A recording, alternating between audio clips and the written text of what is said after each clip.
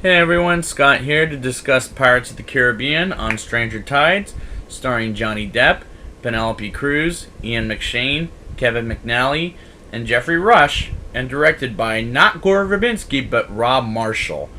Now, I've reached the territory where I thought they were done with after part 3. But nope, they made a part 4 prepping up to a part 5. And Disney wants way too much money. Isn't this the same year that Disney owned the Marvels? Starting to own the Marvel property and made them the cinematic universe, that kind of thing at this point. So let's get into this review. With a quick question. Why does Gibbs get accused for being Jack Sparrow? Well, let me tell you something. It's not him. It's someone else. I'll get into it in the review. The Jack Sparrow entrance music is not in that scene or when we get introduced to him in the movie at all. It drove me nuts whatsoever. Disney again. Here we go. And that's a problem with the movie at this point. Rob Marshall is a director known for musicals such as Into the Woods with Meryl Streep and his Oscar winner Chicago. Why did he do this movie? The reason I'd ask is because he doesn't seem like he knew how to make a Pirates of the Caribbean film with humor, because this is a humorless movie. He also brought in an actor who I had to look up and realize that's Uncle Vernon from Harry Potter at the beginning of the movie, where Jack is being dragged to talk to him. He plays the King of England, and while set in London, of course, and his only scene with Jack Sparrow. And later in the scene, he brings Barbossa in. Rather an odd scene, because King Vernon, as I'll call him in the movie, wants to find another Jack Sparrow, and not the real Jack Sparrow. And I can't help but think, why impersonate Jack Sparrow if you're not Johnny Depp in this movie? The Judi Dench cameo was really funny to me, because I don't know if she would want to be in a movie about pirates. That's for her to decide, not me. The opening chase is a completely worthless chase. We even see Captain Teague from Part 3, played by Keith Richards, aka Jack's dad, is rather a pointless cameo, and makes me concerned for Paul McCartney in the new movie.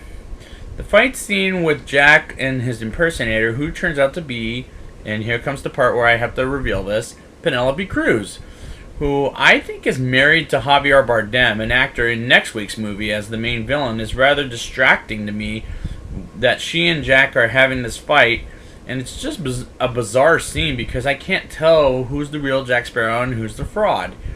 And tries to recruit him by prisoning him to her father, Blackbeard, on his ship to find the Fountain of Youth. Blackbeard is played by Ian McShane, and I wouldn't trust anything Angelica, played by Cruz herself, on anything whatsoever. She seems kind of devilish.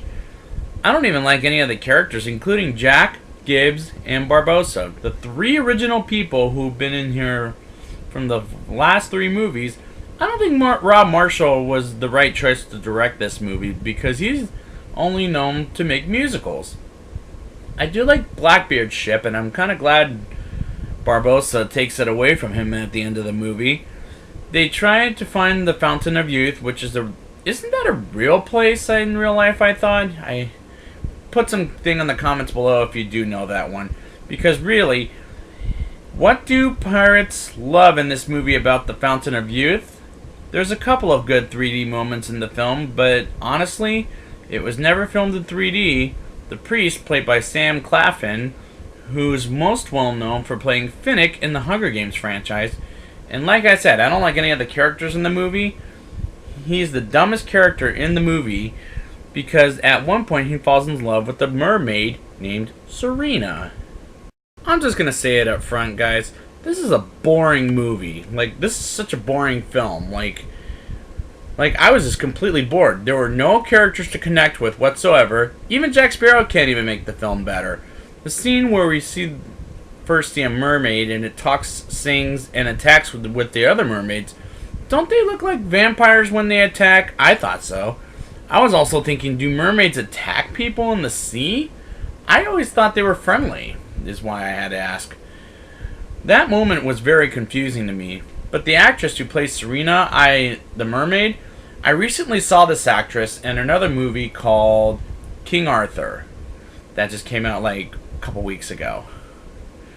And it made me think, why am I not reviewing King Arthur and I'm reviewing this garbage? Well, that's for myself to decide, I guess. Well, I guess this is the first of the King Arthur franchise, whereas this has got another sequel coming next week. And the King Arthur trilogy has the 6-film trilogy, depending on if it works or not.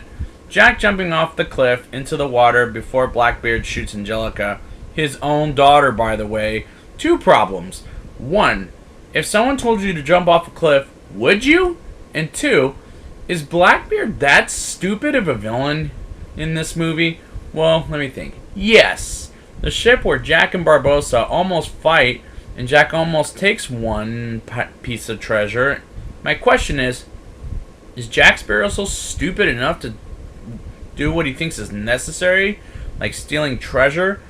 It was clever in the first movie, but not so much here. Trying to steal a mermaid's tear to live forever as a drink while the other dies is too much of a dumb plot for me for the Fountain of Youth. When Jack and Barbossa are trapped on ropes, Jack escapes with a bad-looking CGI flip.